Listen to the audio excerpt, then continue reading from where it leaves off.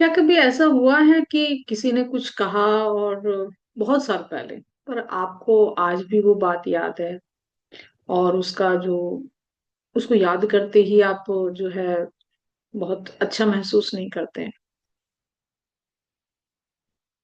May be कभी किसी ने कुछ कहा था, आप उस टाइम कुछ नहीं कह पाए, लेकिन अब उस बात को याद करके आपको पेन है, गुस्सा आ जाता है, मुट्ठी भींच जाती है।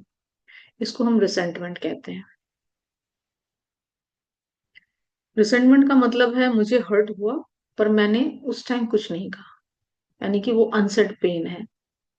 तो जब अनसेड पेन को आप होल्ड करते हैं ना, तो वो धीरे धीरे एक बिटरनेस में कन्वर्ट हो जाता है, एक कड़वाहट में।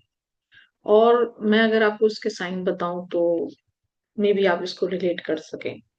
जैसे सेम इंसिडेंट बार बार याद आना, और आपका अंदर ही अंदर कुछ आर्ग्यूमेंट्स चलते रहना, और आप एक कोल्ड बिहेवियर डेवलप कर लेते हैं या कुछ ऐसा गुस्सा जो अंदर ही अंदर दबता रहता है।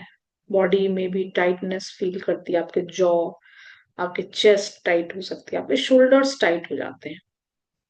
तो जो ये रिसेंटमेंट है, ये अनस्पोकन बाउंड्रीज का रिजल्ट होता है।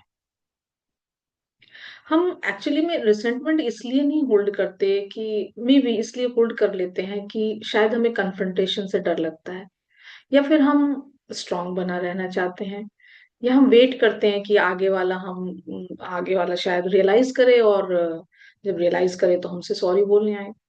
पर जब तक वो रियलाइज करता है और आप इंतजार करते रहते हैं, तब तक आपकी बॉडी ऑलरेडी बहुत कुछ सफर कर चुकी होती है।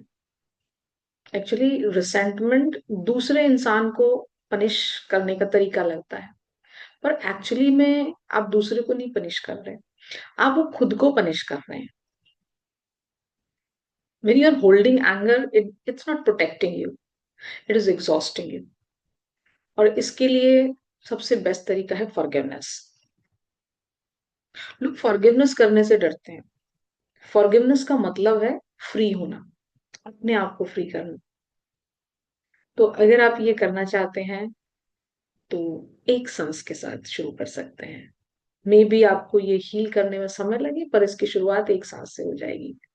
आप उस इंसान के बारे में सोच सकते हैं, या किसी इवेंट, या जो भी आपको परेशान कर रही है याद, उसके बारे में सोचिए जहां आपको रिसेंटमेंट फील हो रहा है।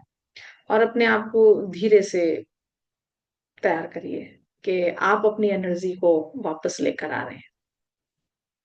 तो ये जो रिलीज का प्रोसेस है, ये एक दिन में नहीं होगा, आपको ये बार बार करना होगा, लेकिन आप एक सांस के साथ इसकी शुरुआत कर सकते हैं।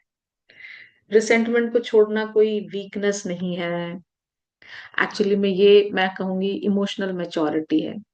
तो आज सिर्फ इतना कीजिएगा, अपनी बॉडी को इस बिटरनेस से थोड़ा सा हल्का कर लीजिए। तो कल हम बात करेंगे गिल्ट और सेल्फ ब्लेम के बारे में, इनको कैसे रिलीज करें। खील विद नलिनी के साथ कल फिर मिलेंगे।